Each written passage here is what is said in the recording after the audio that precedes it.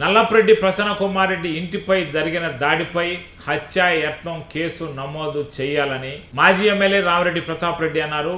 ఆయన నెల్లూరులో మీడియాతో మాట్లాడారు. ఈ సందర్భంగా ఆయన మాట్లాడుతూ నల్లపురెడ్డి ప్రసన్న కుమార్ రెడ్డిపై హత్యాయత్నం జరిగిన కుటుంబ సభ్యులు ఆందోళనలో ఉన్నా ఇంతవరకు పోలీసులు ఎందుకు కేసు నమోదు చేయలేదని ఆయన ప్రశ్నించారు. ఈ వ్యవస్థ ఎక్కడికి వెళుతుంది? ప్రశాంతమైన వాతావరణం ఉన్న వ్యవస్థను ఎక్కడికి తీసుకుపోతున్నారు ఆయన ప్రశ్నించారు. నెల్లూరు జిల్లా అంటేనే ఎప్పుడు ప్రశాంతంగా ఉండే జిల్లా.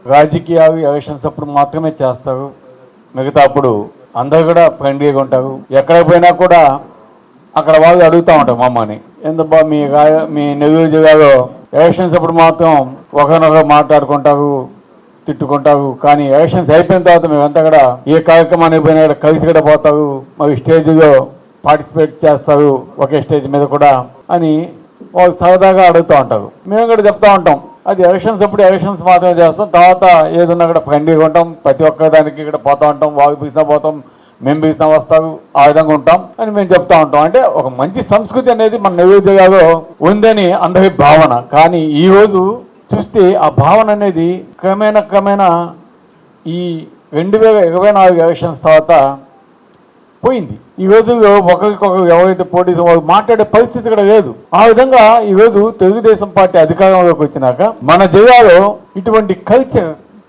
తీసుకురావడం నిజంగా చాలా బాధాకరమైన విషయం. ఈరోజు 2 రోజుల క్రితం ప్రసన్నన్న ఇంట్లో దాడి చూస్తే నిజంగా మన నెల్లూరు జిల్లా వాసుగా కాదు, టోటల్ ఆంధ్రప్రదేశ్ అదేవిధంగా తెలంగాణ కూడా ఆశ్చర్యపోయే విధంగా ఉందన్నమాట. ఎందుకంటే ప్రసన్నన్న ఎవరో కాదు, ఒక గొప్ప కుటుంబంలో నగపరెడ్డి వారి కుటుంబం. అంటే తెలుగుదేశం ఎన్టీ రామారావు స్థాపించినప్పటి నుంచి కూడా నగపరెడ్డి శ్రీనివాసరెడ్డి గారు ఫౌండర్గా ఆల్మోస్ట్ ఎన్టీఆర్తో కలిసి పనిచేసిన వ్యక్తి, మంత్రిగా పనిచేసిన వ్యక్తి. ఆయన తదనంతరం ప్రసన్నన్న తెలుగుదేశం పార్టీగా ఉన్న వ్యక్తి, అక్కడక్కడ మినిస్ట్రీగా పనిచేసిన వ్యక్తి, 6 సార్లు ఎమ్మెల్యేగా గెలిచిన వ్యక్తి. ఈరోజు వైఎస్ఆర్ కాంగ్రెస్ పార్టీలో ఉన్నాడని ఈరోజు తెలుగుదేశం వాళ్ళు ఈ విధంగా ఎన్నడూ చూడని విధంగా మన నెల్లూరు జిల్లాలో ఆయన ఇంటిని ధ్వంసం చేశారంటే నిజంగా ఆశ్చర్యం వేస్తుంది. ఇది మేమైతే ధ్వంసం అనుకోవడం లేదు, ఆయన్ని తుదమెట్టించాలా, హత్య చేయాలా అన్న ఒక దురుద్దేశంతో కూడిన పని లాగా మాకు అనిపిస్తూ ఉంది. ఏంటంటే అంతమంది ఒక 200-300 మంది పోయి ఒక ఇంటి మీద దౌర్జన్యానికి దిగి కారు ధ్వంసం చేసి ఇంట్లో ఉన్న ప్రతి ఒక్క వస్తువును కూడా ధ్వంసం చేసి ఆఖరికి నగపరెడ్డి శ్రీనివాసరెడ్డి గారి శ్రీమతి గారు 85 సంవత్సరాలు, ఆమె ఉన్న రూములో ఉన్న ఫర్నిచర్ అదేవిధంగా టీవీ కూడా ధ్వంసం చేశారంటే వాళ్ళు ఏ విధంగా ప్లాన్ చేశారో ఒకసారి అర్థమవుతుంది. ఎందుకంటే ఏదైనా ఉంటాయి, మనస్పర్ధలు అనేవి ఉంటాయి, ఎలక్షన్స్లో మాట్లాడుకుంటా, ఎలక్షన్స్ అయిన తర్వాత కూడా కొంత మాట్లాడుకుంటా ఉన్నారని అర్థమవుతా ఉంది. ఏదైనా ఉంటే అటువంటివి ఏదైనా ఒక మహిళ గురించి మాట్లాడారంటున్నారు ప్రసన్నన్న, ఒక అటువంటి డిఫామేషన్ కేసు వేసుకోవచ్చు. కానీ ఈ విధంగా చేయటం మటుకు దారుణం.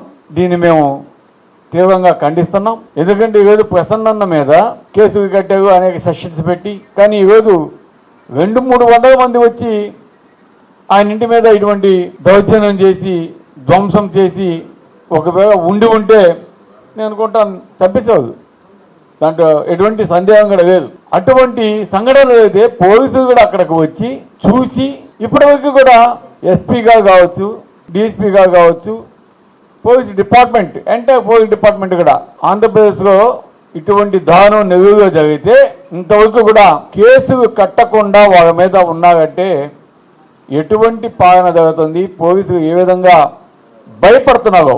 ఎందుకంటే ఈ ప్రభుత్వాన్ని చూసి వాళ్ళు కూడా భయపడే పరిస్థితికి అధికారులు వచ్చారంటే నిజంగా చాలా సిగ్గుగా ఉందని కూడా నేను తెలియజేస్తున్నాను. కాబట్టి ఇప్పటికన్నా అధికారులు స్పందించి దీని మీద ఇమ్మీడియట్గా అటెంప్ట్ మర్డర్ కడతారో లేదా దొమ్మి కడతారో మీరు ఇమ్మీడియట్గా స్పందించి ఎవరైతే వచ్చారో ఇందాక టీవీలో చూపించినట్టు కొంతమంది నాయకులు వచ్చినారు, దానికి ముఖ్య కారణమైన వ్యక్తులు వాళ్ళ మీద కూడా కట్టాలి. ఎందుకంటే ఈరోజు అసలు రాష్ట్రంలో అంతా కూడా అక్రమ కేసులు ఏ విధంగా పెడుతున్నారో మనం చూస్తున్నాం. లేని పోనివి క్రియేట్ చేసి మరి ఈవెన్ మన కావలో కూడా సంబంధం లేని కేసులు ఎంతమంది మీద కేసులు కట్టారు, ఎంతమందిని జైలు పంపించారు, ఎంతమంది మీద 307 ఇంక్లూడింగ్ మీ నా మీద కూడా కట్టడం, వేరుపోని అసత్య ప్రచారాలు చేస్తూ ఏ విధంగా చేస్తున్నారో చూస్తా ఉంటే అర్థమవుతోంది. కాబట్టి ఇప్పటికైనా స్పందించి ఇమ్మీడియట్ గా తక్షణమే చర్య తీసుకుని కేసులు నమోదు చేయాలని మేమంతా కూడా వైఎస్ఆర్ కాంగ్రెస్ పార్టీ తరఫున కోరుతున్నాం.